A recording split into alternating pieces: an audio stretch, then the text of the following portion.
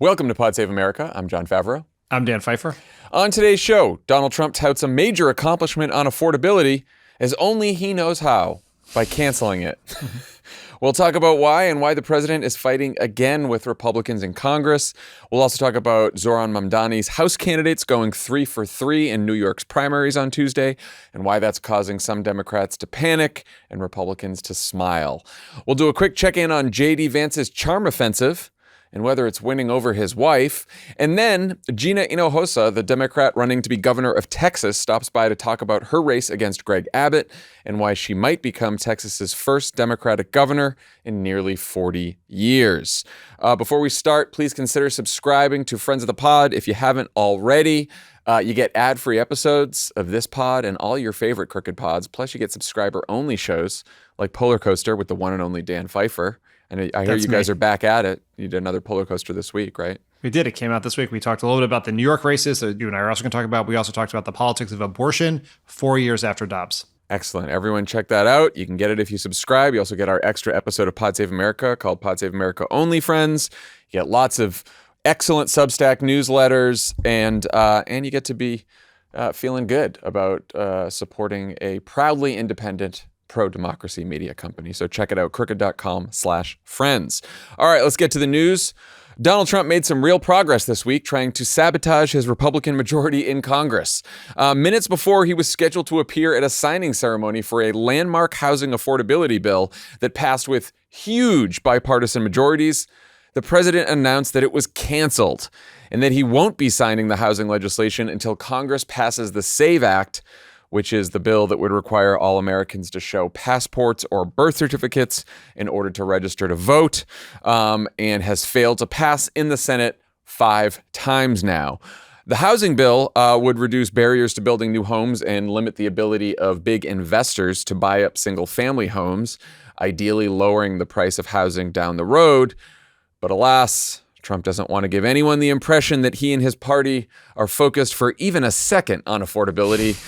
So no housing bill this week. Trump elaborated on his thinking in an Oval Office appearance a little later in the day. Let's listen. Basically, it's the Save America Act. Everybody wants it. Everybody is it, including Democrats. I said I'm not signing the housing bill. I want to see what happens with Save. Look, the housing bill is... Housing, I made billions of dollars with housing. I know housing better than anybody, maybe anywhere. It's all about the interest rate.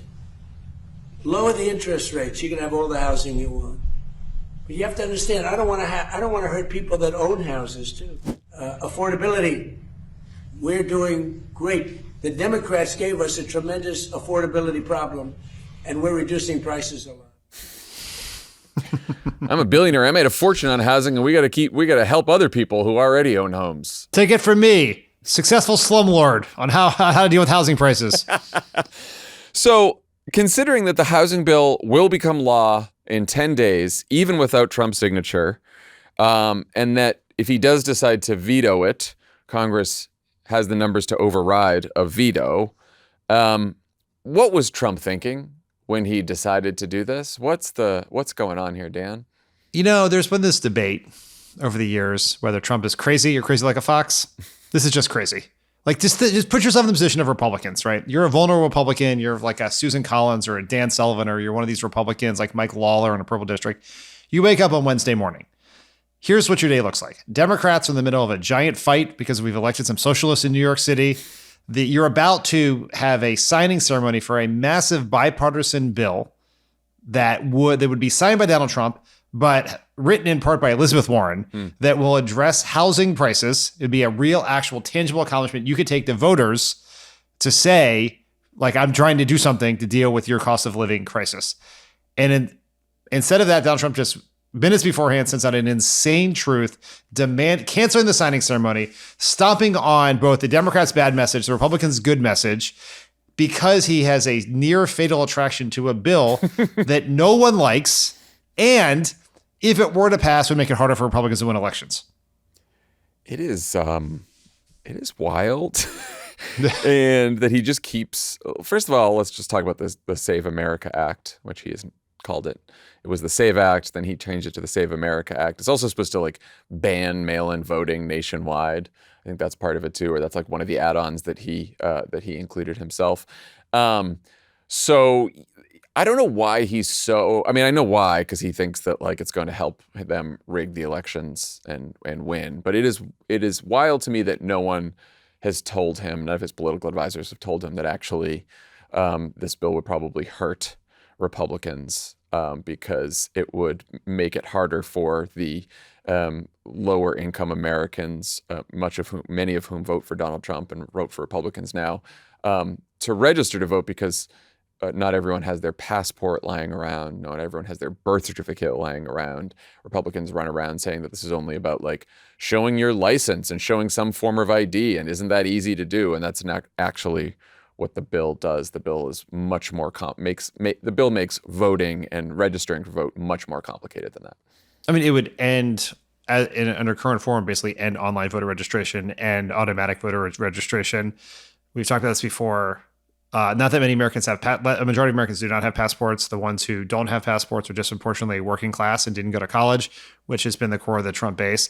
But it is like, so there's a bunch of different things going on here. It can't pass. Right. They tried several times. It cannot pass. There aren't 60 votes, obviously, and there aren't 50 votes to eliminate the filibuster. And then even if it were to pass, it would be bad for Republicans. And at no point in these various junctures does Trump seem to understand, like, it's true. It's delusional. The whole thing is delusional. And it seems, his obsession with this seems genuine. Like, he seems truly, maybe it's because it's something he wants that he can't get. Yeah. And that's what bothers him. Because he, like, up until this point with this Republican caucus, he's been, with the exception of the Epstein files, what he has wanted, he has got. You want to confirm a bunch of fucking dunderheads to be in charge of the military and health and human services? We'll do that. You want us to stand idly by while we prosecute people? We'll do that. But here's the thing he wants and he cannot have, and it seems to be driving him even more bananas than usual. I also think that all these things he wants to do with voting and the election, he is being told, or has been also told by the courts, that he can't do via executive order. Yeah. But you can tell that if he doesn't get the SAVE Act passed, he's still going to try to do a lot of this shit around the election, which should alarm everyone, of course. On the housing bill, though, like, the thing is going to become law. In fact, right before we started recording, Mike Johnson said that they will be he talked to Trump and that they will be transmitting the legislation to Trump. So I assume, although I shouldn't assume, but seems like he might just sign it after all. But even if he doesn't, it becomes law. Like, great, it's good legislation. His opportunity to take credit for it is sort of gone now. And it's not like people are going to feel the effects of this housing bill. Certainly not by the midterms, maybe not for a couple of years, because really it's just sort of reducing barriers to building more affordable housing and sort of changing some of the formulas for how the federal government gives money to states. And now it's going to be based on, whether they've actually produced more housing and built more housing. So they can still take credit for it, but I don't think Trump's going to be taking credit for it. But even then, so we'll get into this, but as we know, a bill that does not actually impact people's lives has limited political impact. But the moment when people pay attention is the signing ceremony. 10 days from today, Thursday, is the 4th of July weekend. Which seems like a bad time to get attention for your bill. Well, also, apparently the Wall Street Journal has him saying, Trump saying to one of his advisors, "At my rallies, no one cares about the housing bill. At my rallies, but when I say Save America, then they can't sit down." And then apparently Punchbowl has 4 sources saying that Trump said to Mike Johnson directly, "No one gives a shit about housing." Yes, I remember he said that a few months ago. Like, literally, like, affordability is the top issue, and then when you dive into affordability, like, sometimes it's groceries and gas, sometimes it's housing, but housing is like one of maybe the top 2 or 3 concerns of most American voters. And particularly younger voters. Like, this shows up in focus groups. It shows it. Like, yes, is it true that people are not cheering for the 21st Century Road to Housing Act? Of course. Would it be helpful for Republicans and Democratic incumbents to go to voters and say, here is a bipartisan accomplishment I had that is addressing your concern, even if you're not feeling it? Absolutely. And Trump is just making that messier for Republicans because he's having some sort of insane temper tantrum over a bill they can't pass. After canceling the bill signing, Trump did attend his previously scheduled lunch with Senate Republicans, which went about as well as you can imagine, given the circumstances. According to Senator John Kennedy, Trump was, quote, mad as a murder hornet, and berated Republicans for not supporting him on an Iran vote, which then led to a shouting match with Bill Cassidy, who Trump recently drove from office. CNN reports that Trump told Cassidy to sit down. Cassidy refused and raised his voice. Trump called him a lunatic. Cassidy then referred to Trump as brother, and Trump told him he wasn't his brother. And then Cassidy eventually sat down. John Kennedy later said that the meeting was a success because, quote, no one got stabbed. Which is an excellent bar to set. Trump also apparently isn't done trying to force Republicans to eat shit on Iran. The administration just asked Congress for $88 billion in funding, which would mostly help pay for the war. How do you think that's going to go over, Dan?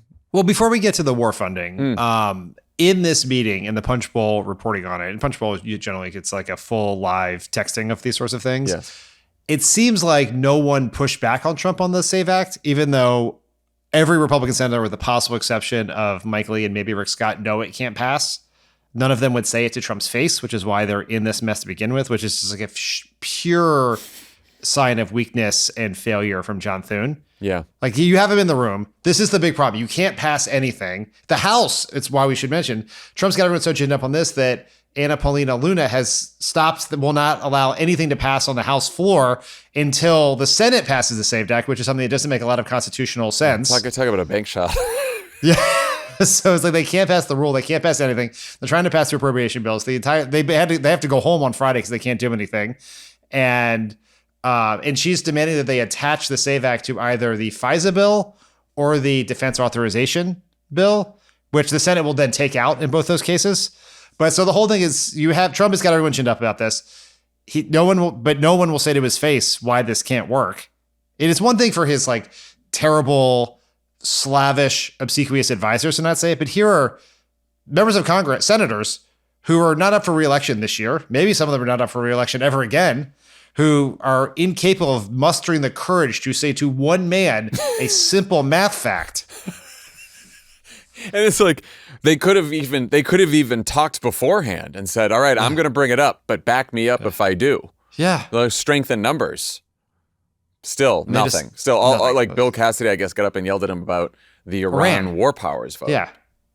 And then changed his vote. And then changed his vote because the White House afterwards like gave him a briefing that he wanted, and then he was like felt sad that he raised his voice. I'm like, the guy cost you your job. You're not going to be a senator anymore because of this man.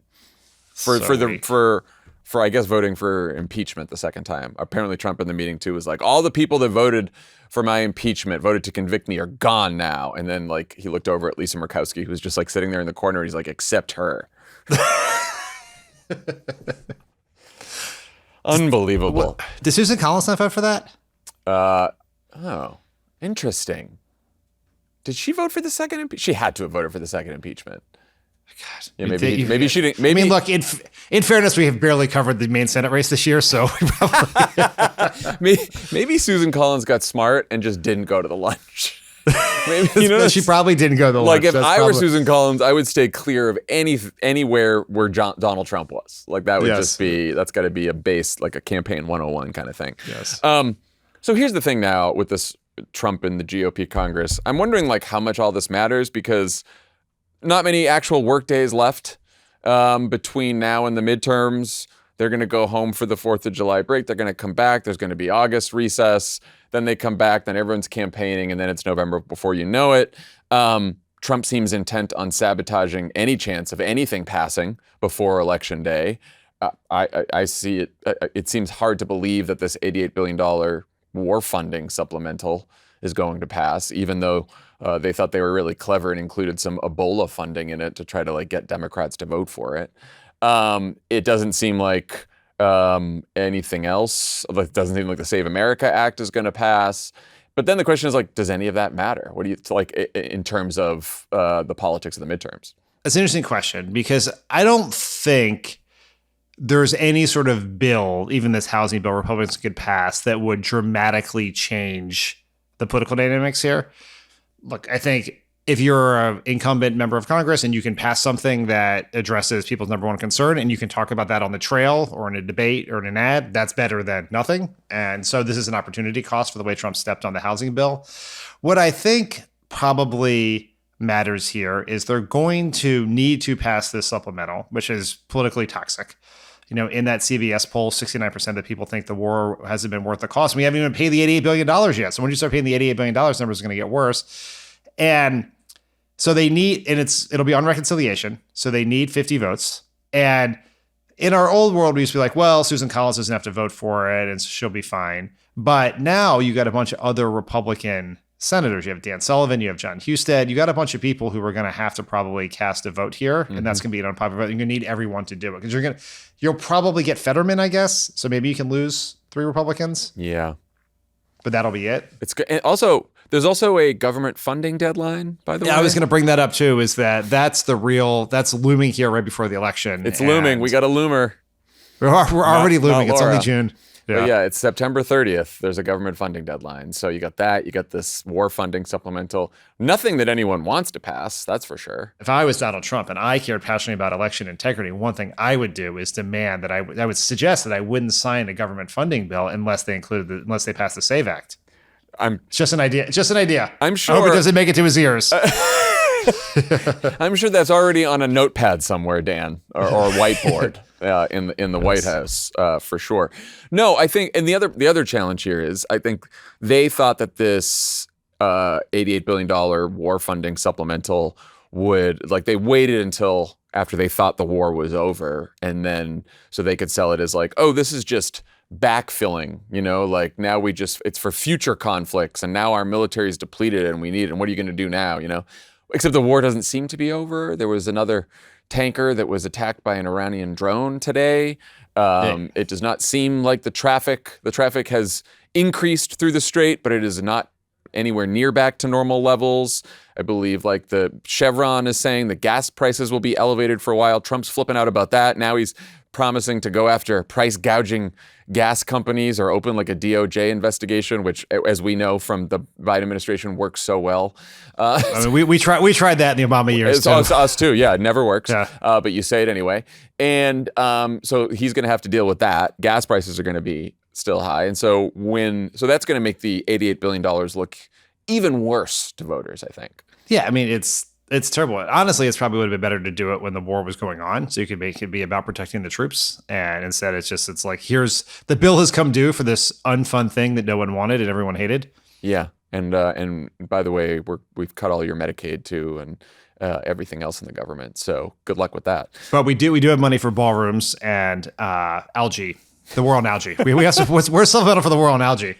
It really does make you think, like when these Republicans hit the trail in the fall, like they don't have much to say except that Democrats are, as our next topic, Democrats are all crazy socialists. Like I don't know what else they can say about themselves and what they've done in Congress. I don't really imagine anyone talking about this housing bill because, like you said, if the housing bill hasn't really had any effect on housing prices, I don't think that's going to land very well with people. They will do, and it's not going to work, and it's going to be pretty pitiful, and it is like leading with your chin. But they will talk about the tax provisions in the big beautiful bill. No tax on tips, the Social Security stuff, tax cuts for middle class, which will then allow every Democrat to point out that most of the tax cuts went to billionaires and corporations, and that we are paying for those tax cuts for billionaires and corporations by cutting healthcare, food assistance, closing rural hospitals, etc.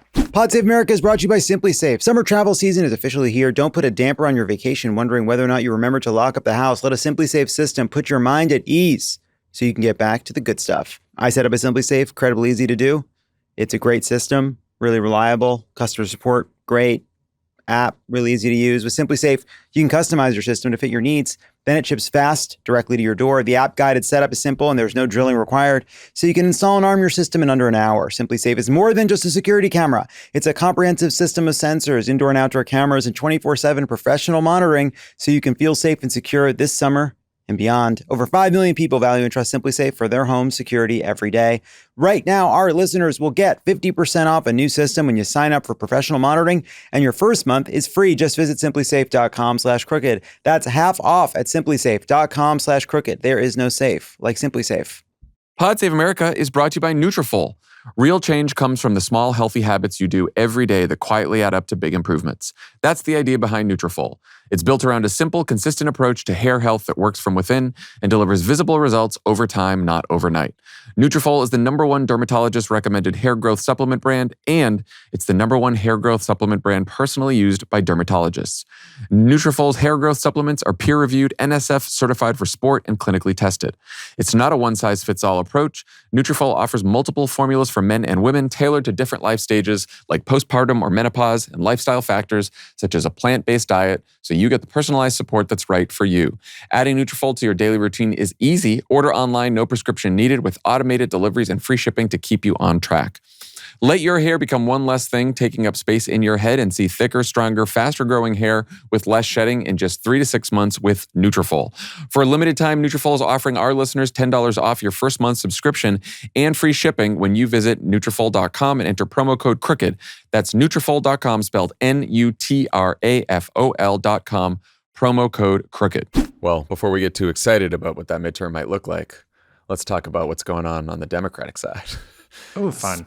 Speaking of inter-party turmoil, we got some fresh drama brewing, thanks to the good people of New York City, who had quite a primary on Tuesday. A slate of 3 candidates endorsed by Zoran Mamdani won their Democratic primaries in deep blue House districts.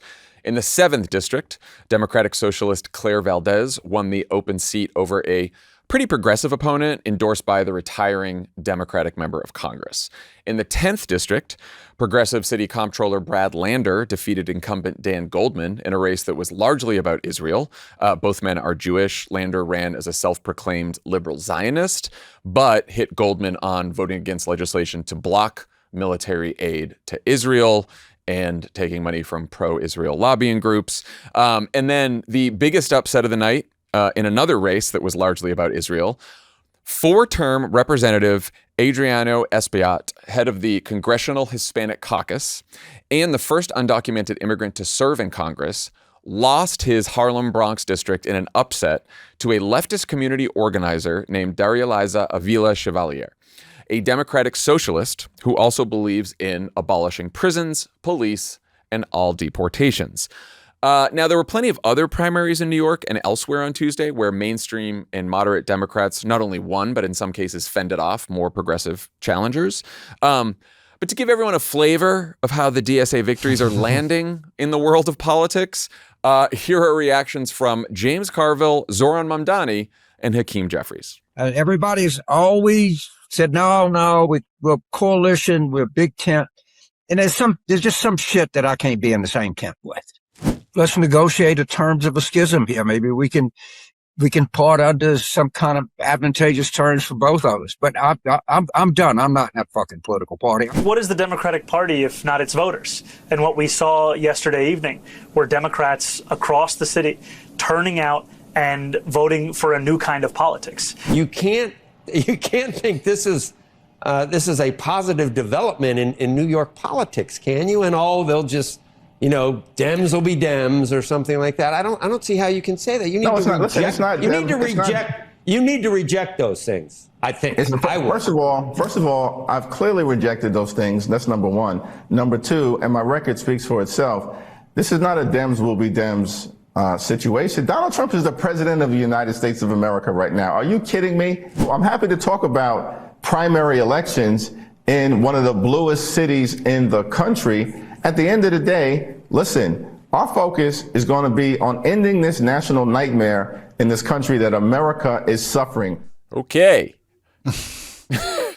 Your reaction to the results, and then we can do the reaction to the freak out. And I know you wrote a wonderful message box about this today, so Thank you. Tell us about it. Sure. So let's just start with the elections themselves. No one should dismiss this. Like 2 incumbents losing election on the same night is a big deal. Since 1946, so from 1946 to 2024, more than 98% of incumbents have won renomination. Wow. In the House? So it is in the House. Wow. So it is very rare for members of Congress who lose their primaries, 2 losing on one night, one of them being the chair of the CHC, and then specifically losing to a political novice with I would say a colorful history of online posts, but although that just seem to be in vogue this cycle for Democrats. Like that's a big deal. So we shouldn't dismiss it. It is I would say the Lander-Goldman race is a little different in the sense that Lander is a citywide elected official who ran for mayor, has high name ID, and the endorsement in full support of the very popular mayor, Democratic Socialist mayor of the city. And in each of these races are a little different in what drove it. But I think the thing we should take away is, like so much else that's happening in this country, like is happening when progressives beat establishment candidates in the 2nd District of Maine, in the California race where Randy Villegas won, Graham Plattner forcing Janet Mills out of the race. Like there's a giant warning sign for the Democratic establishment here, where the support of people like Schumer or even Hakeem Jeffries is certainly not an asset in your campaign. It may be a detriment. It is very clear that the groups on the left, Justice Democrats, Democratic Socialists of America, Our Revolution, are out organizing, out fundraising, out working, out maneuvering the traditional party institutions. Right. That is happening. They have captured the energy. They are being more creative. They're being more strategic. They're being more aggressive. And if you are someone in the Democratic establishment, you should be deeply concerned about what this says about where the party is, what the standing of the party is, what the ability of the party infrastructure is to actually win elections. So this is a big deal. Now, to Hakeem Jeffries' point, this is taking place in a city that Kamala Harris won by 38 points in what was a bad year for Democrats, right? Particularly in a city like New York. And so this is a very, very, very Democratic city. And all across the country, you're seeing progressive candidates win, and you're seeing progressive candidates lead, like Abdul El-Sayed in Michigan, according to the most recent polls. But you're also seeing moderate candidates in Alaska, North Carolina. I don't know if it's fair to call Sherrod Brown a moderate, but he's certainly not a Democratic socialist. Right. He's an economic populist. And you saw in New York, just on that very same day, in like New York 17, one of the most important districts in the country for Democrats to take the House, you have a more moderate veteran candidate win. Right? That's the Mike Lawler district. That's the Mike Lawler. That's Kate Connolly who won that primary. And so you're seeing there is a mixed picture, but there is in all the races, but it is very true that there is an antipathy toward the establishment. We can talk about why that is. There is more energy on the left, and there is sort of greater tactical, strategic, and organizational energy and success among the groups on the left. I think that's all right. I also think it's useful to sort of define what the freak out is about, because it's even narrower, I think, than just like, there's some progressives winning in places and DSA places and moderate. Even just the 3 races we're talking about here from Tuesday night, we're talking about 3 races and 3 House races. And in one of those races, Claire Valdez seems like a normal DSA candidate in the vein of an AOC or a member of the squad, right? We talked about Brad Lander. Lander is basically like a standard progressive Democrat. Yeah, standard New York City progressive Democrat. Yeah, and also has said, like, after he won, was like, I want to go help frontline members who are out there, and I hope some of the moderates come help me, and I've helped moderates before, and so like that's Brad Lander. Really, here the panic is over. Daria-Liza Avila Chevalier, and I will just say she might be the most left-wing candidate to ever win a Democratic primary in our lifetime. There's been a lot of focus on her old tweets, which she has deleted and mostly apologized for. I'm fine with that. My general position is to give people a chance who want to take back something they said or posted. Certainly would love to take back things that I've posted. And I also think that like some of her tweets have been taken out of context and exaggerated. Here's where I have a problem. She has not apologized for attending an anti-Israel rally on October 8th, 2023, a rally that was condemned by Zoran Mamdani, AOC, and Brad Lander, who we were just talking about, who actually left the DSA because it promoted that rally where attendees chanted that Hamas's resistance was justified the day after October 7th, the day after they slaughtered 1,000 Israelis. And to this day, she still defends attending that rally. The other problem I have, she sat for an interview with the New York editorial board last week, where she said she's against all deportations. She's for open borders because, quote, bordering is a very modern construct, actually. The borders are in our hearts and our minds. She wants to abolish prisons and refused to say, when asked, she got 4 different chances on this, refused to say that a convicted murderer should be sentenced to any jail time at all. And they kept giving her another chance. Like, are you sure? But what happens to the murderer that just convicted? Nothing.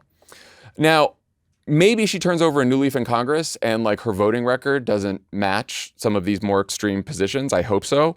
But I think the reason I bring this up is because when Democrats get questions about this, I think the answer is easy and important to give, which is that she currently holds a range of views that go from moronic to abhorrent. And not only are those views not align with most Democrats in the country, nearly all Democrats in the country, all elected Democrats, actually most elected Democratic socialists. But like, I don't even think they align with like a lot of the people who probably voted for her. And so like, I think people should you just got to say that. And I don't think you lump her in. I think it does a disservice to the other progressives and the other even DSA members to pretend that she is part of this, like, there's new energy and it's great and whatever. And it's like, no. It's one thing to have these views in the past and be like, you know what, I've learned, I've grown, what she said about some of her tweets. But to sit there a week ago and be like, yeah, no prisons, no borders, no police. Here's the thing. Also, who cares? Well, like, I mean, but I already see people doing the like, you know, like, well, we got to understand the energy. No, we got to understand the energy with a lot of these candidates. That was a mistake. And like Mamdani endorsing her, also probably a mistake. Yeah, I mean, you'll notice that when Bernie Sanders did his congratulatory tweet afterwards, he congratulated Brad Lander and Clara Valdez. Oh, he did? Because Bernie's fucking smart. That's why. I mean, those are the two. Those are the two he specifically endorsed, but he did 2, not 3. But also, she's one member of Congress. Right. This is who the voters picked. So in 2 years, someone's going to have the opportunity to challenge her.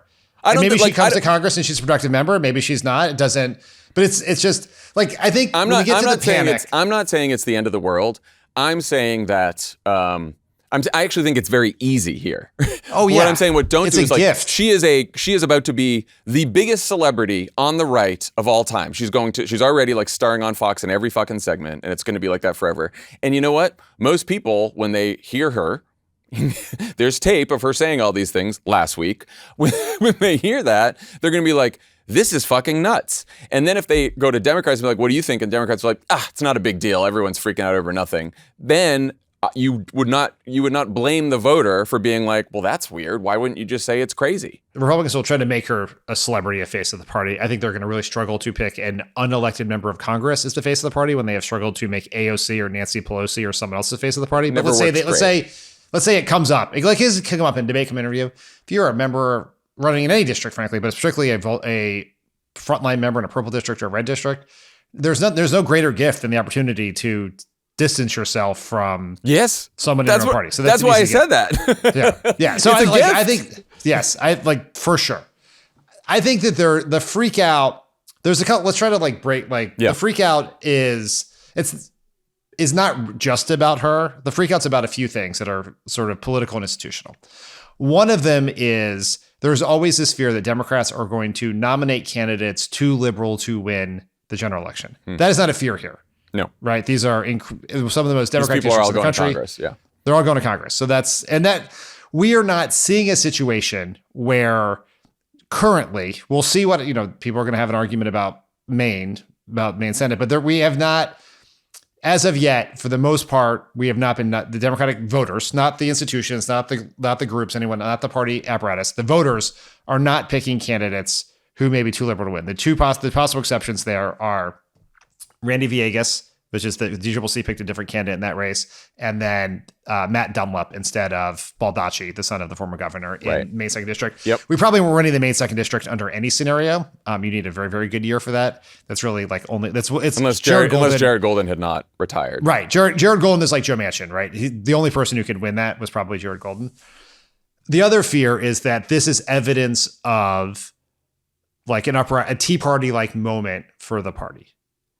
And I think it's a bad comparison because the Tea Party was a very specific thing in time. It was about a very specific thing in time.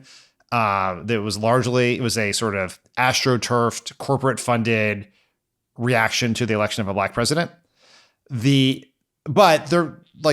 you are seeing is the party base saying they are done with the establishment. They are done with the leadership. They have great skepticism. I think there's 3 reasons why that skepticism exists.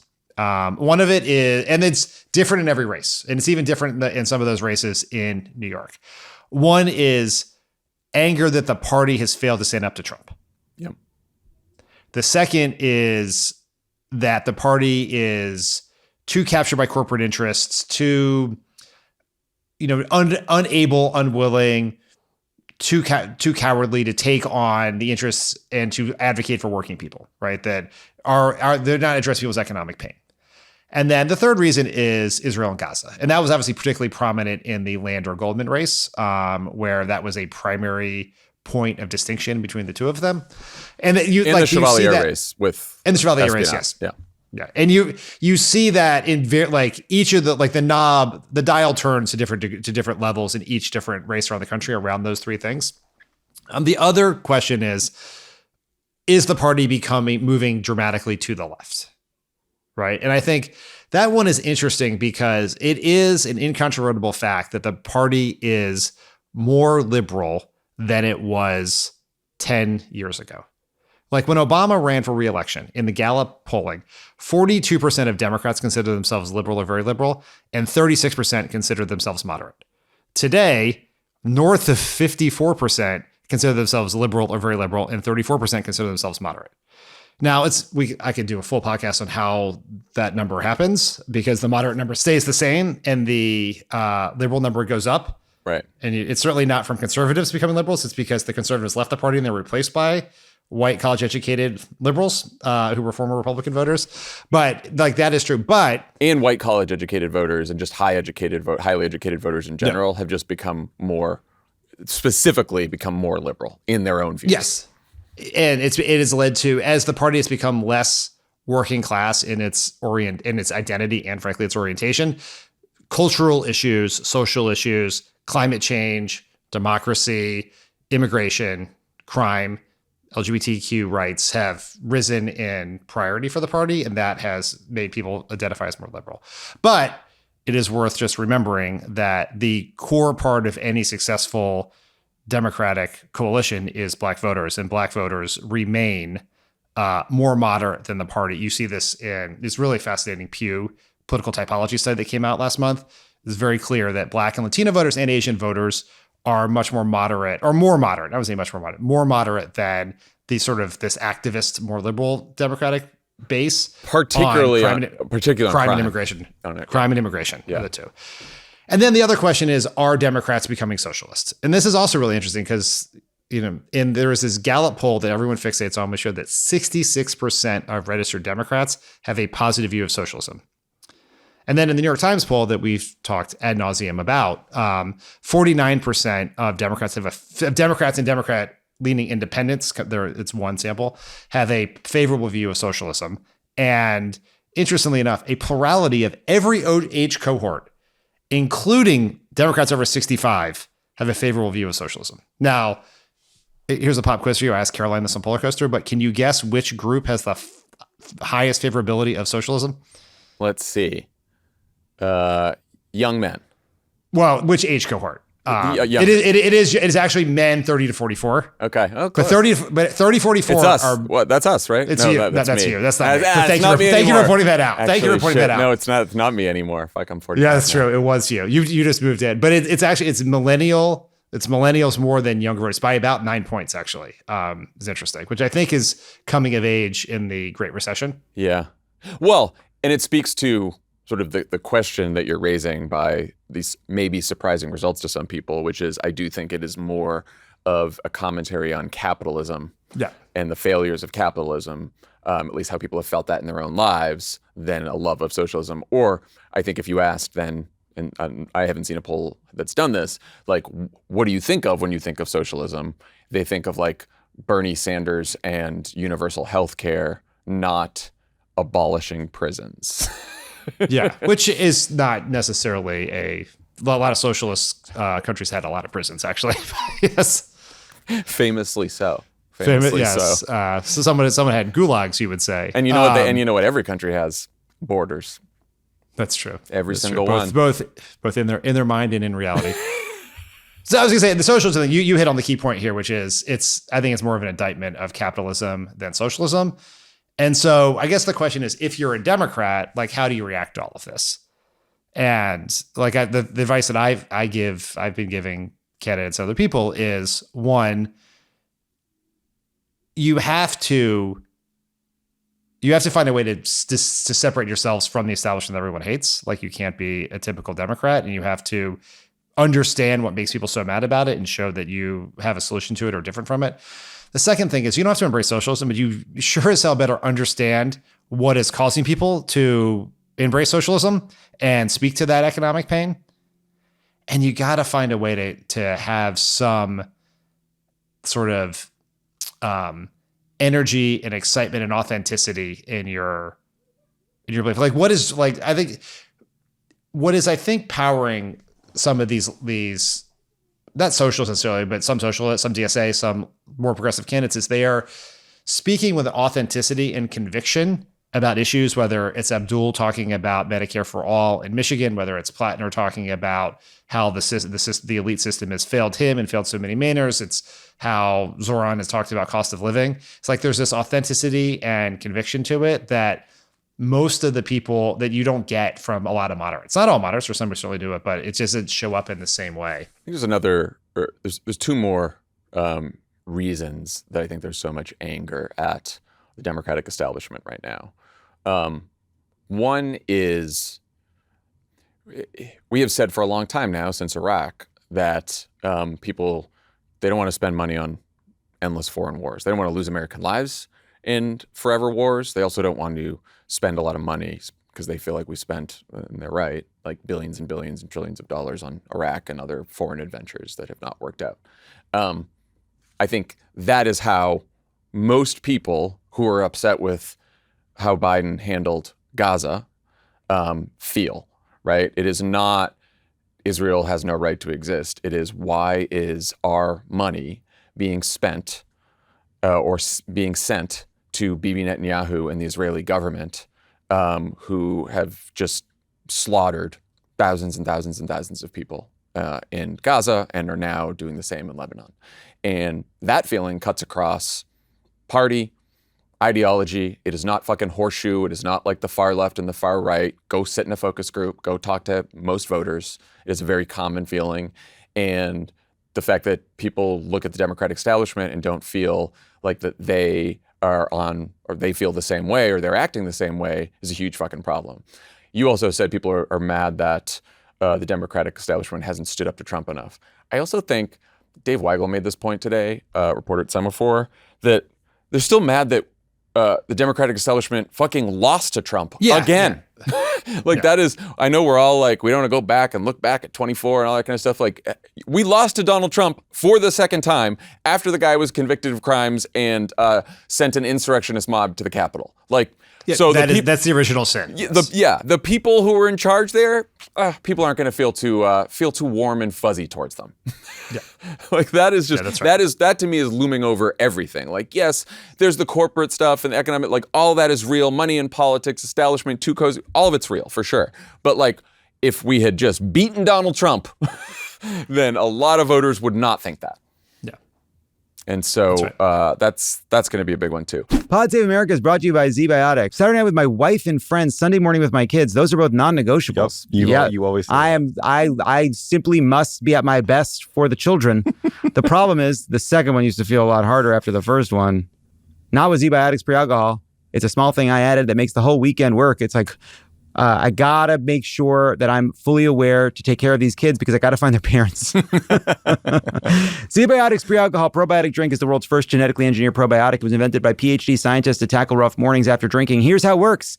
When you drink, alcohol gets converted into a toxic byproduct in the gut. It's a buildup of this byproduct, not dehydration, that's to blame for rough days after drinking. Pre-alcohol produces an enzyme to break this byproduct down. Just remember to make pre-alcohol your first drink of the night. Drink responsibly and you'll feel your best tomorrow. We love Z-Biotics. It's the best. Z-Biotics. I had it at the wedding. It was awesome. It makes you just feel a little bit better the next day. There's a 100% money back guarantee. If you have not tried Z-Biotics yet, what is holding you back? Yeah, what's holding you back? It's basically free. Try it. Get a 6-pack or whatever. Try it one time when you have like 2 or 3 drinks one night. I guarantee you it will make you feel so much better the next day.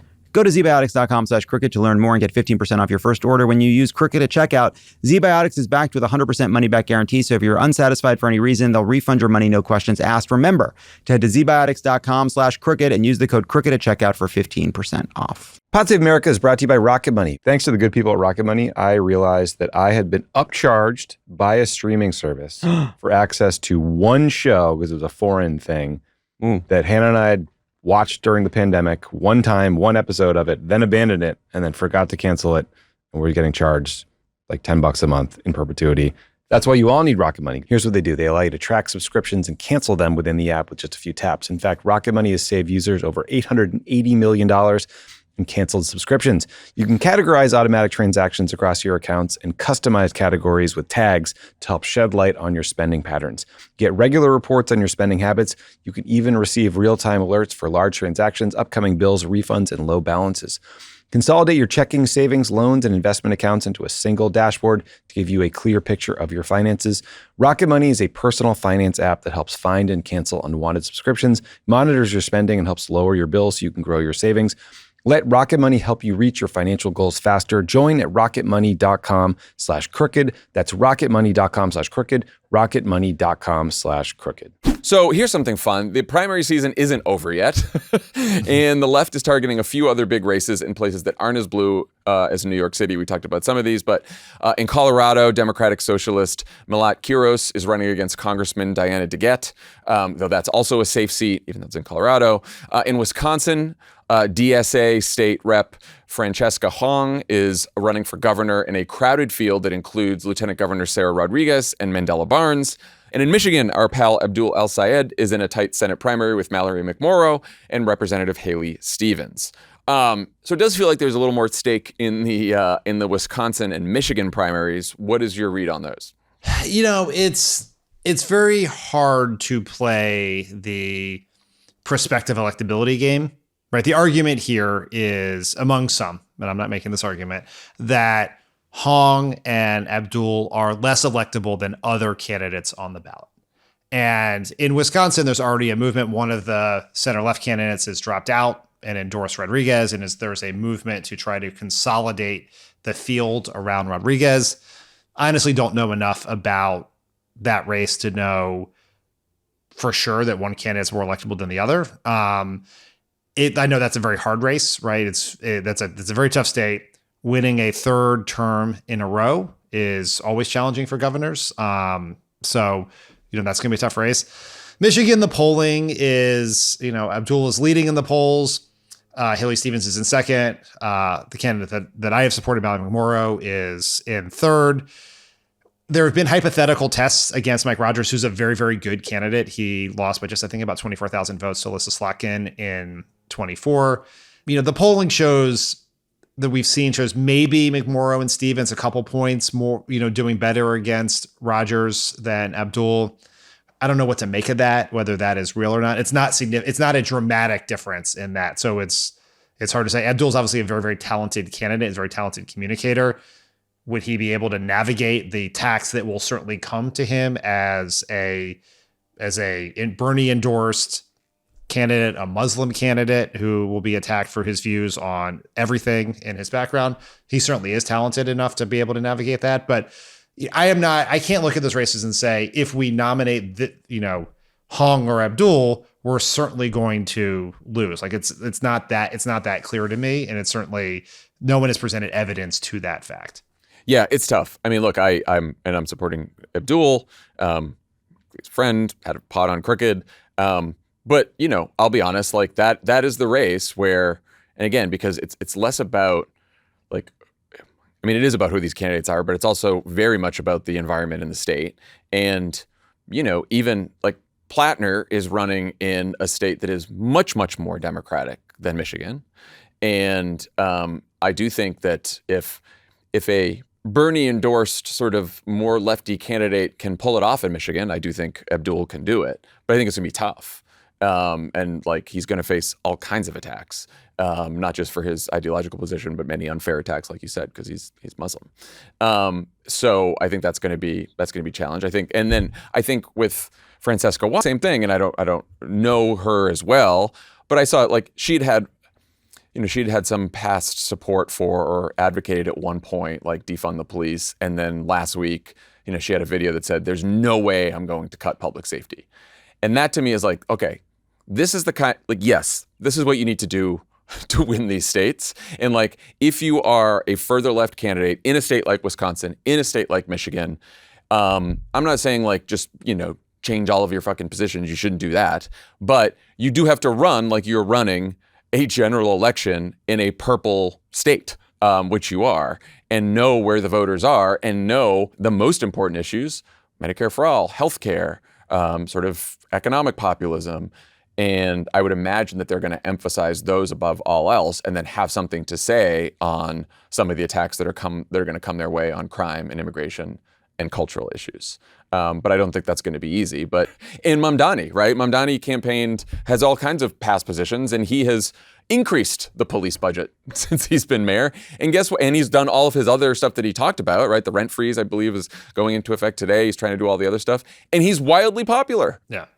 It is like when we talked about the Tea Party comparison here is that in both the 2010 and 2012 Senate races, the Republicans nominated a bunch of candidates in states they should have won, like Indiana, Missouri, Delaware in 2010, where Mike Castle would have walked into the Senate.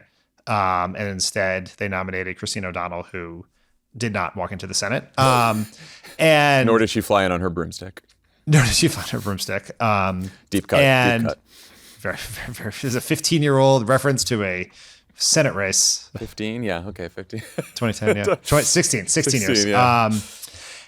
But one of the mistakes those candidates made is they also ran terrible races because they refused to acknowledge the reality of the states in which they were running. Yes. And you can be a liberal candidate, you can be more liberal than the electorate and still win if you are running a smart, strategic race that does acknowledge the realities of what it takes to win in a state like Wisconsin or Michigan. And it depends. It depends on which issues you're more liberal than the electorate on. Yeah. That's a big one. We use like liberal, conservative, left, right as just like these catch-all terms, but it really depends on what you're talking about. That's right. And it's not just issues. It's obviously things you've said, things you've done, who you are, your cultural connection to people. But yes, you can, like, if you were a serious candidate, can win in the right environment, running the right campaign. Yeah. All right. So Tommy talked to Maggie Haberman and Jonathan Swan this week about their new Trump book, Regime Change. Go listen to that interview if you haven't already. It's great. But one of the more incredible anecdotes in the book is a dinner at the White House in October of last year, where Trump asks Rupert Murdoch in front of Marco Rubio and JD Vance, who are sitting at the table, which one he liked best and to rate both of them. And Murdoch reportedly said of Rubio, Marco is brilliant, and said of Vance, I think JD has the potential to be great. Vance apparently tried to laugh it off with the sarcastic line, oh, thanks, Rupert, thanks a lot. Of course, we here at Pod Save America think Murdoch and Trump and others are just being grossly unfair to our boy JD, who has continued to just ooze charisma during the press tour for his new book. just as one example, check out this exchange with conservative columnist Ross Douthat at the New York Times. Let's be honest. The tone of the administration is not consistently a Christian tone. There is a tone of aggressive uncharity to people who aren't on board with the administration's policies. The tone argument is in some ways, I think, people see what they want to see. And I also think that tonal arguments are ways of frankly policing working class ways of communication and covering them in elite preferences. Okay. I think the tonal arguments are ways of policing working class ways of communication and covering them in elite preferences. Few things. First of all, you sound like the right-wing version of a woke scold from academia who can't get off blue sky. That's what that sounded like. Two, I'm not sure how the Manhattan billionaire president calling Americans he doesn't like human scum is a working class way of communication. And I do think it's a bit insulting to working class Americans that JD Vance assumes that they all speak about their fellow Americans that way. I'm also not sure when like loving thy neighbor and Christian charity became an elite preference. That's an elite preference now. Wild. Just from top to bottom, wild. Is that just me? I don't know. I couldn't believe that when I saw that. I would say you did say to us in our production meeting today that you could do a whole podcast on this topic. I think it was like the last time I tweeted, actually. I mean, I've been like retweeting things here and there, but the last time I really tweeted was a week ago, and because I've been trying not to tweet that much, but I saw that, and I just, first of all, I couldn't stop laughing. And then I listened to the whole interview with Ross, which was fun, which was a real journey. I think people should know that you had a day to yourself in Chicago, a beautiful summer day in Chicago, but you were by yourself. You could have done anything in the world. And what did you do? And I did, and it was a beautiful day, and I walked down by the lake, and I walked all the way to Lincoln Park, where we used to live, and I had a great day. But while I was walking, I was listening. You thought to yourself, I was listening to Interesting Times with Ross Douthat and JD Vance. It's good for you. Look, I very much agree with you here. It is like using the term tone policing is just perfect. But like the bigger point with this is, and it says something about JD Vance, which is JD Vance came from a working class background. Like his story is very famous. But and it is as told in his book and the Netflix movie of which he was a producer, made of his life story, tells you is that he picked himself up by his bootstraps, went to an Ivy League college, went to the military, became quite successful, became a venture capitalist, CNN commentator, all the things that all the checklists on the MAGA resume that you need: Hollywood producer, venture capitalist, and Hollywood producer or CNN commentator, all the above, and became an elite. Like that's his story. The story is someone who was raised in this incredible, difficult scenario involving drug addiction and poverty, and rises to the most elite pinnacles of American society, becomes the vice president of the United States. But what he has taken from that is he's become elite, and he looks down his nose at everyone else. Because he tries to, in the Trump era, not the pre-Trump era, but in his post, Trump's no longer Hitler, I shall work for him and serve him era, he tries to put on the clothes of an anti-elitist. But he is a pure elitist. And there is nothing more elitist than saying that basically telling someone not to be a dick to their fellow citizens is anti-working class. Look, when Trump goes out there and Rob Reiner dies and he celebrates with the Truth Social post, or celebrates that Bob Mueller dies with the Truth Social post, that's just what working class people do. That's what they're doing at the diner, at the bar. It's just how they talk. And the reason he knows that is because he serves a working class president, Donald Trump. Yeah. Donald J. Trump cares about the working people. Is of the working people. And that's how he talks. That's how working class people talk. When the working class president fires off an offensive truth from the gold toilet upon which he's sitting, That is working class talk. When he says, look, we just can't afford childcare. We can't afford to give people childcare, but also check out my ballroom and look at the gold. Look at the gold everywhere. That's, again, real gold. If I had a nickel for every time a working class person said that, I wouldn't be working class. I'd be as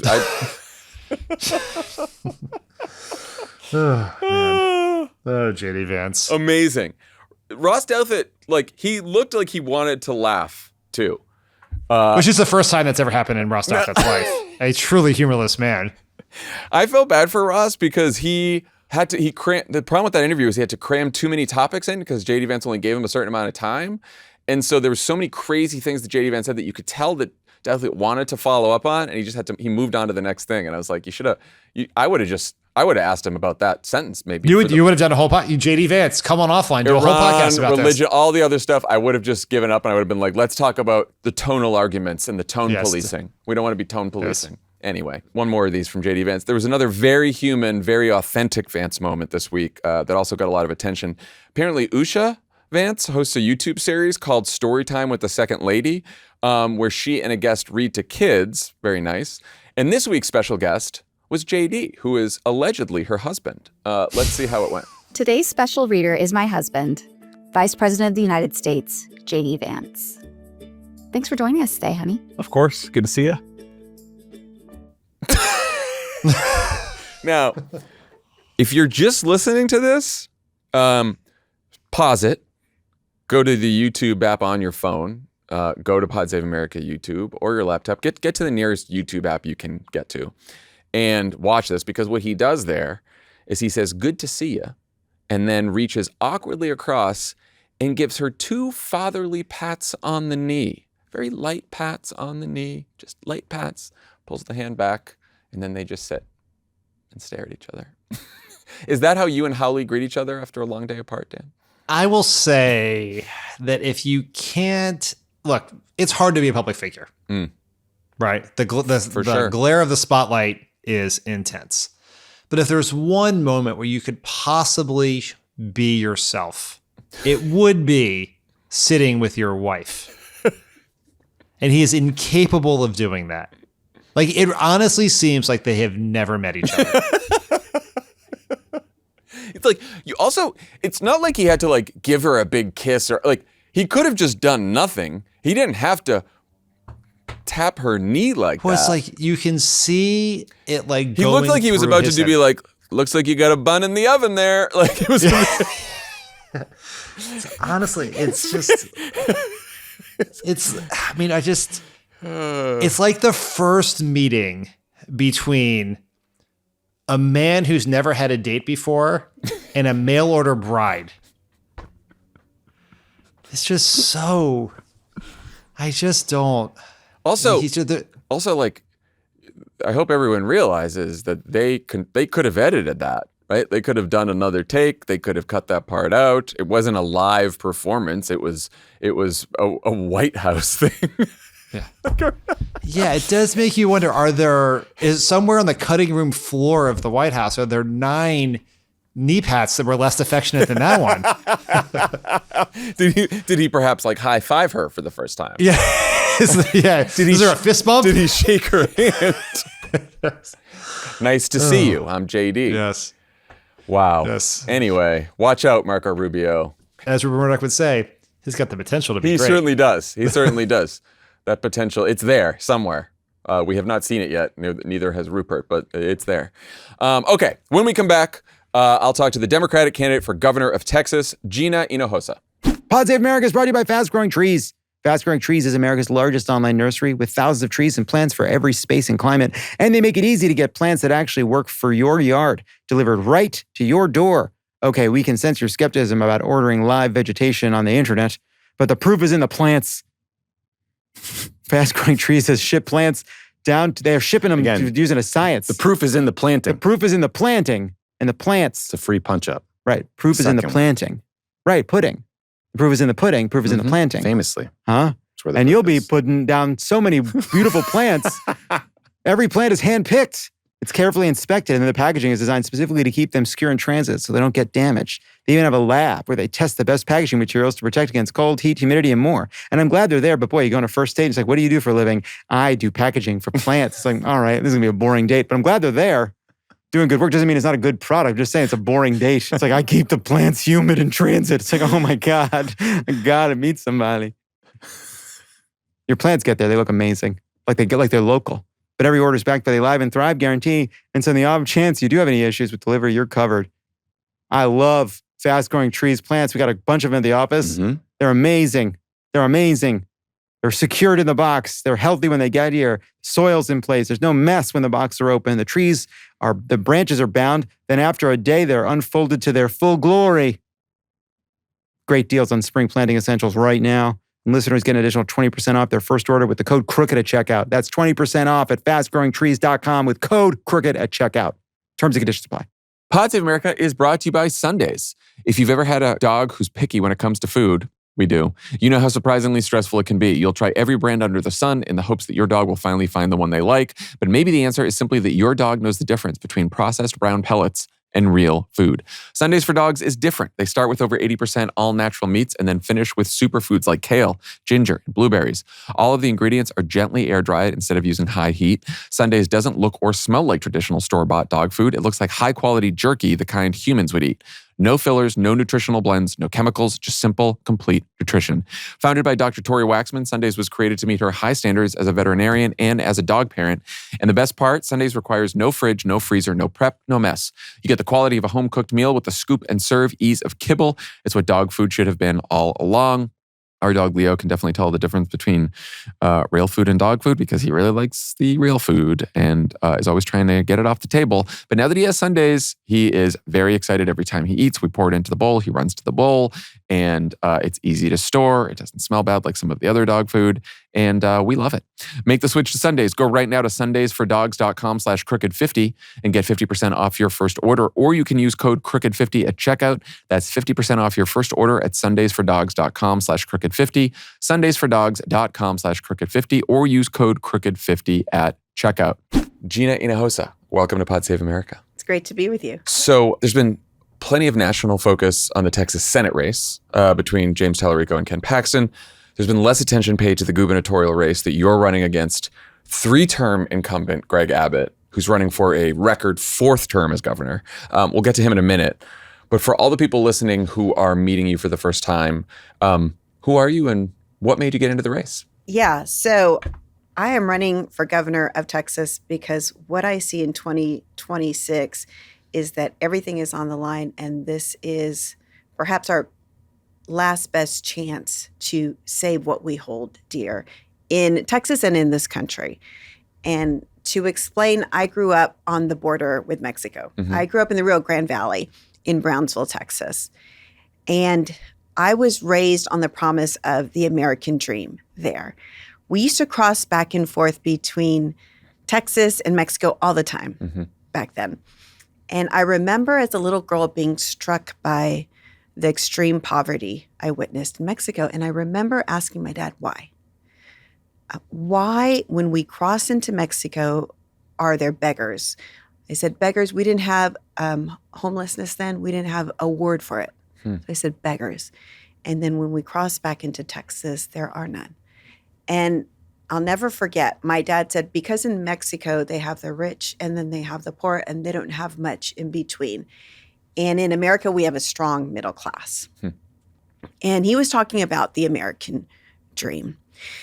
And working Texans right now are struggling to achieve the American dream in a big way. It is why I'm running for office. It happened to me. I never meant to run for anything. I made my husband promise to never run for office before we got married, but they tried to shut down my son's school. So I ran for the school board. Won that fight for schools, took me to the Texas House. And what I see in the Texas House is the reason our schools are shutting down, the reason we are struggling so much is because we are paying into a system that is working against us. It is one big grift. It is policy that is driven by moneyed special interests. And I refer to it as the Greg Abbott corruption tax. We pay more. we get less because we are all paying the Greg Abbott corruption tax. And now we have over 100 schools shutting down in Texas. We have over 150 school districts operating at 4 days a week, whole school districts, because they can't afford to operate at 5 days a week. We have the most people being disconnected from their electricity of any other state. We have the most uninsured of any other state. We have the most uninsured children of any state. We have the most bankruptcies. We have the first major American city in Corpus Christi to potentially run out of water. Despite the fact we are paying about 75% more in property taxes under Greg Abbott. That is Greg Abbott's record, and he owns it. And that's why I'm running. I have a plan to save Texas schools and to put money in your pocket. And I think it's important that people understand, yes, we fight for our public schools because of our kids and our community, but we fight for public schools because there can be no American dream without strong public schools. Yeah. Because public schools provide the opportunity, the gateway for the American dream. And of course, if we can't afford to live and thrive in Texas where we live, then there can be no American dream. When I was a little girl, Texas was the American dream manifest, right? But that is why I'm running. We have to fight to win back the American dream. So you're no stranger to politics, even though you didn't think you would run. Yeah. You've served in the Texas House, and I believe your father, who you mentioned, was chair of the Democratic Party in Texas for about a decade. What did you learn from him about politics and the state of the Democratic Party in Texas? Yeah. Well, to be clear, the number one lesson I learned was that I did not want that life for myself. Interesting. How come? Because my dad belonged to the world and not to me. And I wanted a quieter, simpler life. I'm a lawyer. I had a small practice. I thought that's what I would do. I would be the best at my small practice. And that is why I made my husband promise to never run for office. But life had other plans. So that's what I mostly learned. But I will tell you that it is in the Texas House where I have learned that really there's so much noise, but there is one fight. And that fight is the fight of 2026 in this country, in this state. And it is, are we going to be a state that is by and for the people, or are we living in the billionaires' world and we're just here? That is the fight. That is the fight that is behind why schools are closing. That is the fight behind why we can't afford to pay things. That's the fight behind why Corpus Christi is running out of water. That is the fight. Speaking of billionaires and money in politics, the man you're running against is sitting on more than $100 million. Recent poll had about a third of Texas voters saying they don't know enough about you to have an opinion. How do you introduce yourself to a state as big as Texas when, especially when the current governor has so much money to run his own ads and campaign? Yeah, you're right. Texas is giant. Running for governor of Texas is like running for president, right? We're doing things differently. We've divided the state up into 7 regions, running like full congressional campaigns in each of those regions because we are such a big and diverse state. What the polling shows is that since the end of last year, my name ID has gone up 20 points. We went from 9 points down to 5 points down as that's happened. And so as people get to know who I am, they're with me. And people want change. What I am seeing across the state, what elections are showing in Texas, what polling is showing is that there is this anti-incumbency energy in Texas right now. And Greg Abbott offers more of the same. And his problem, even though he has all that money in his campaign account, is that you use money to tell people who you are and what you're about. And that's his problem. People know who he is and what he is about, and they don't want it anymore. They want change. The number one response I get from people when I say I'm running for governor against Greg Abbott, he can run again? It's like, really? Don't we have term limits? Well, I'm sure there's plenty to say about him and his record. What is the one specific thing he's done that you would point to if a voter because you'll probably need some of these voters, right? People who voted for Yeah. Greg Abbott 3 times now. You have a 3-time Abbott voter who's at least open to a different choice this time, but isn't sure. What's the one thing you'd say about what Greg Abbott has done to persuade that person? He's given $1 billion in no-bid contracts to his donors. He's the most corrupt governor in Texas history. I'm not saying something. We've never had this level of corruption. But every major challenge in Texas is about follow the money right back to Greg Abbott's donors. So it's common for challengers to say the incumbent is corrupt, worked for billionaires. Beto said a version of this about Abbott in 2022. Lupe Valdez said it in 2018. Both still lost by single to double digits. Yeah. Why do you think this will land in 2026 where it hasn't worked as well before? Well, what we are seeing is that it is already landing in Texas. And 2018, you referenced, that was the closest we've come in a long time to potentially flipping a seat statewide in Texas. That's when Beto ran against Ted Cruz, right? That's the last time we had 2.5 points, right? That's right. Remember it. That's the last time we had a midterm election with Trump in the White House. Right. And Democrats swept. We picked up 12 seats in the Texas House. We flipped all of Harris County, Houston. Yeah. So Democrats swept in a big way. We were not ready, right? Maybe we could have flipped the whole Texas House had we been ready. We are ready in 2026. And so for the first time, we have Democrats running in every congressional seat, every state House, state Senate seat. And already we have seen dramatic improvement in our performance. So Democrats overperformed Republicans in the primary. That rarely happens in Texas. I had 8 opponents in my primary, and still I got twice as many votes as Beto got in 2018 because people are doing the work for change. And 2018 is different because we have 2 strong candidates at the top of the ticket. Beto was pretty much the only one who could raise real money in 2018 and took on all the arrows, took on the entire campaign. It's different this time around. What we've yet to see, though, the thing that is to be determined is, are people going to believe what they see with their own eyes in Texas, where we're winning Tarrant County? Tarrant County, for instance, that was the most Republican county in the whole United States of America. Yeah. We flipped a state Senate seat, swung it 31 points to elect Taylor Ramett. Steve Bannon embedded himself in Tarrant County the month before that happened and said right off the bat, I'm here because as goes Tarrant County, so goes Texas, so goes the nation.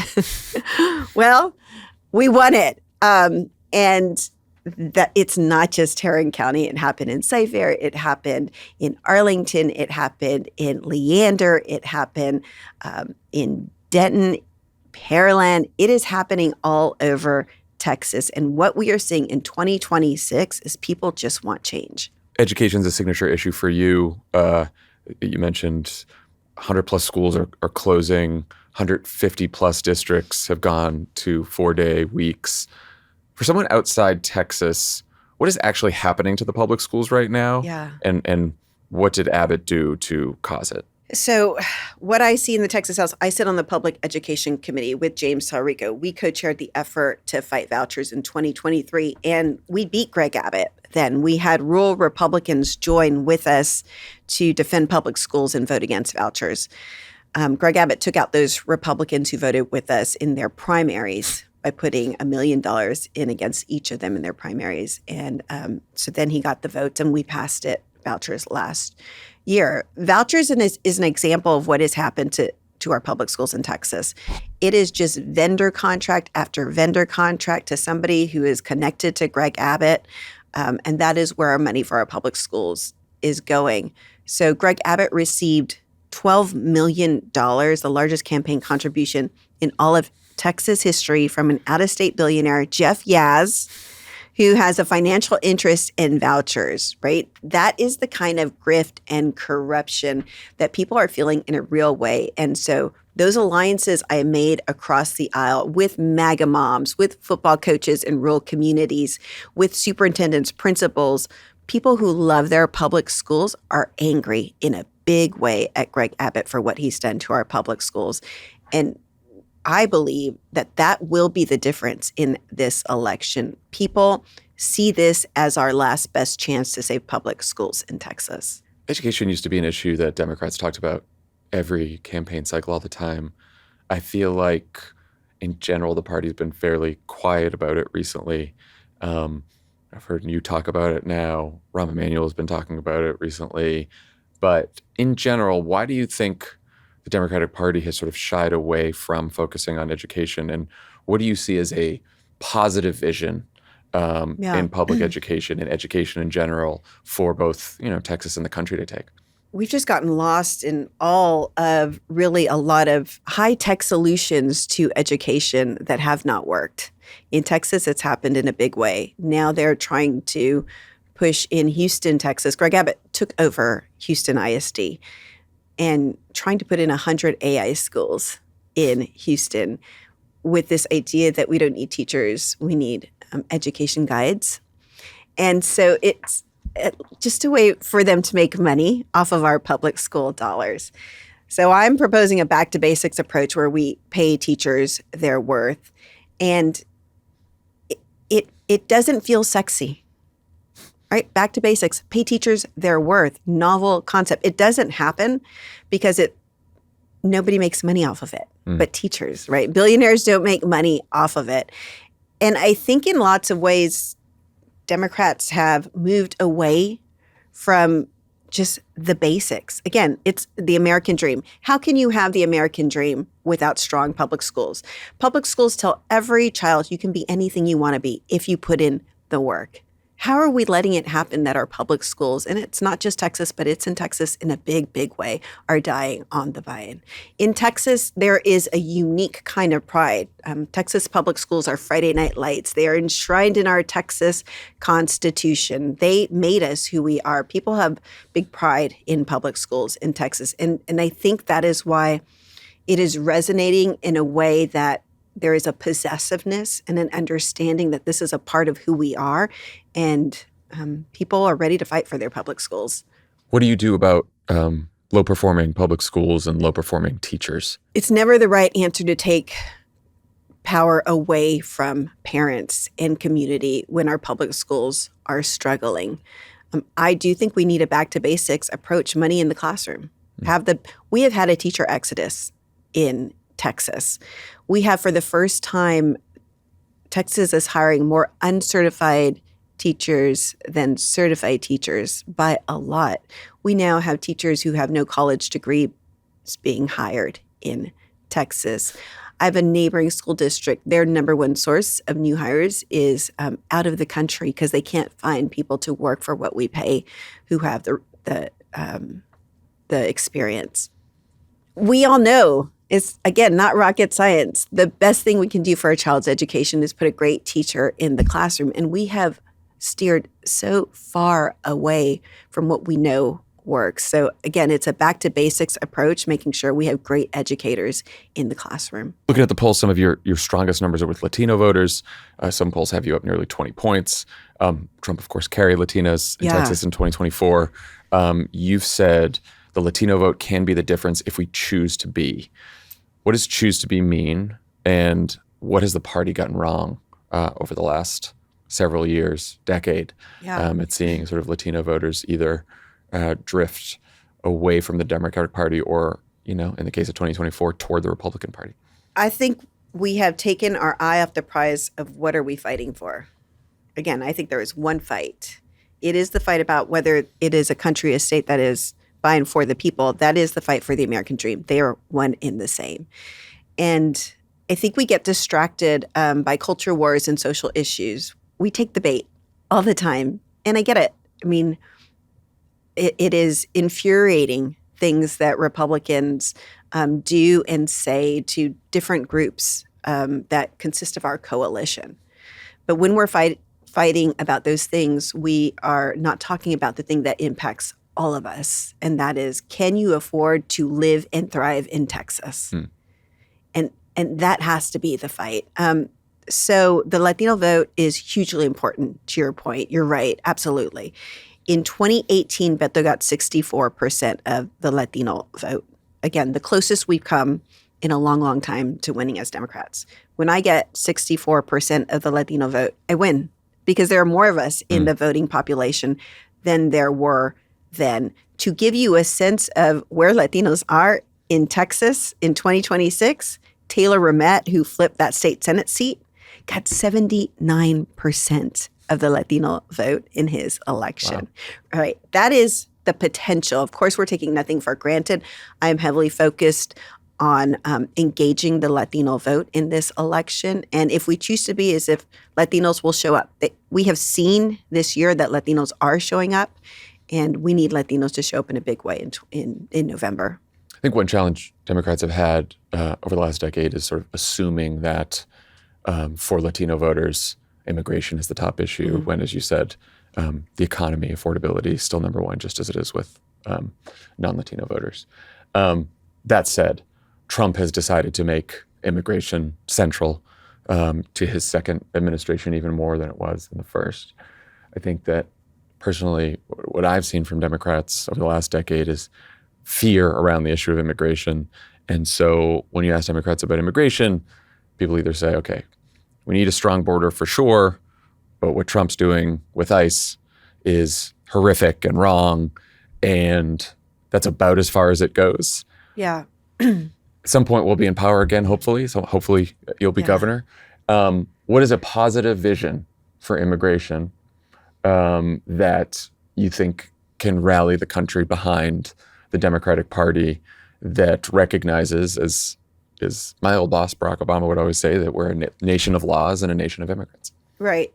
I think we have to stress that we're for border security. We all want that. I grew up on the border. Of course, I want border security. And what is happening right now is not that. And the district attorney in Harris County will say he has child sex abuse cases that he cannot prosecute because the witnesses have been detained or deported or are too afraid to come forward. That makes us less safe, not more safe.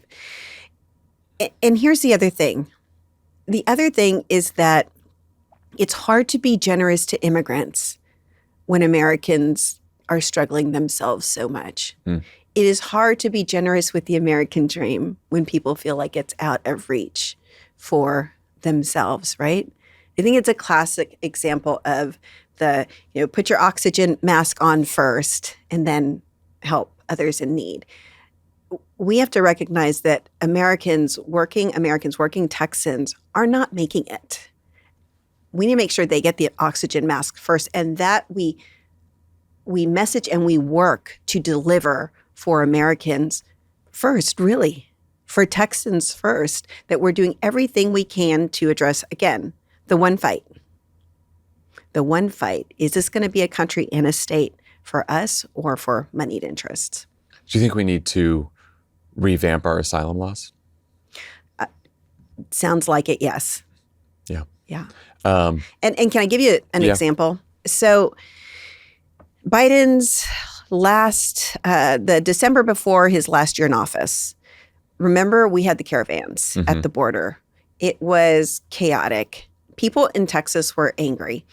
And I got a call. I was chair of the campaign committee for the Texas House at the time. I got a call from my member at Eagle Pass, who is a frontline member. And he said, Gina, they have shut down the border to Eagle Pass in Mexico.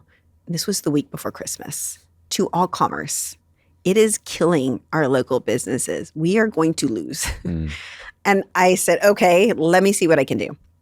So I called the Biden administration and I said, we need an emergency meeting.